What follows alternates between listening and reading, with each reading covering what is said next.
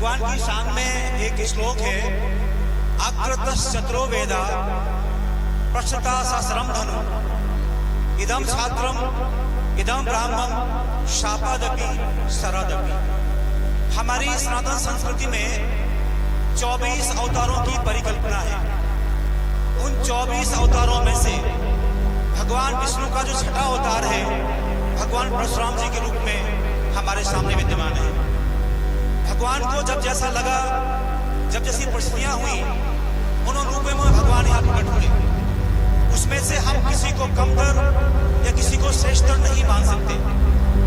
यहाँ पर समझना यह है कि ये हमारी अपनी कमजोरियां हैं कि आज ऐसा परिपेक्ष हो गया है महाराज जी, जिसे कहते हुए बड़ा अफसोस होता है कि जो संस्कृति सारे संसार की सर्वश्रेष्ठ संस्कृति है, जो कहती है एको ब्रह्म द्वितीयो नास्ति, संसार में एक ही ब्रह्म है, दूसरा होता ही नहीं है।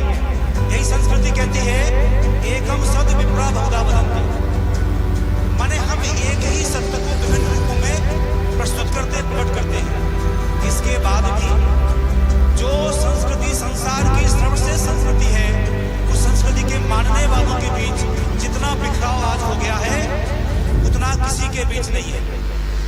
हम सबको सुनकर के आश्चर्य होगा, आज का जमाना, इसका सोशल मीडिया का जमाना है, आप सभी जानते हैं। जो लोग 7 पीढ़ियों से क्रिश्चियन हैं, वो इस्कॉन के माध्यम से जो लोग यहाँ विराजमान हैं, मुझे माफ करना अपने शब्दों को लेकर के, हम सबसे अच्छे हिंदू वो लोग हैं।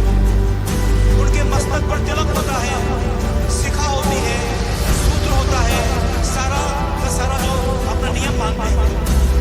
अमेरिका में रहने के बाद, रशिया में रहने के बाद 7 पीढ़ियों से क्रिश्चियन थे, वो प्याज लहसुन नहीं खाता। हमारा स्वाद ही नहीं बनता पहले सुनते हुए। ये हम सबके सामने प्रश्न का है।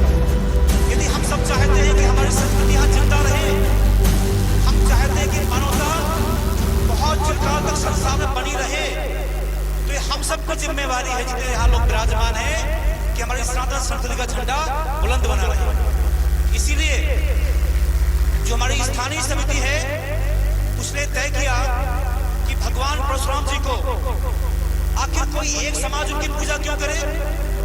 यदि राम सबके हैं, कृष्ण सबके हैं, हनुमान सबके हैं, तो भगवान परशुराम किसी के एक के कैसे हो सकते हैं।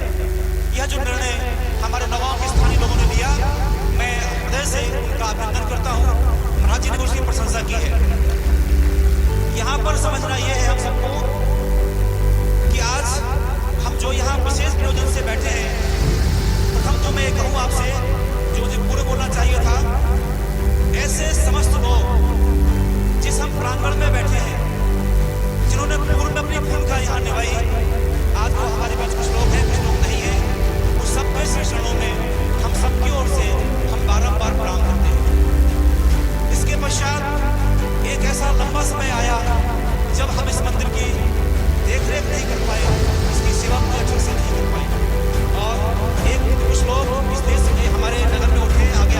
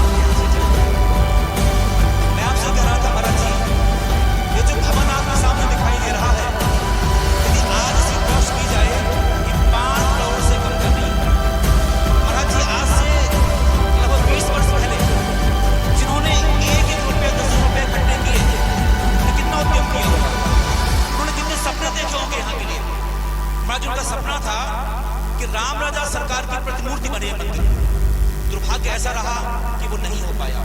एक बहुत लंबे समय के बाद एक युवा टीम में नौगांव की थी, उसमें जो हमारे वरिष्ठ लोग उनका बड़ा हस्त रहा और एक ऐसी स्थिति बनी महाराज जी कि अभी यहाँ भगवान राम का जन्मोत्सव मनाया गया, वो ऐतिहासिक रहा।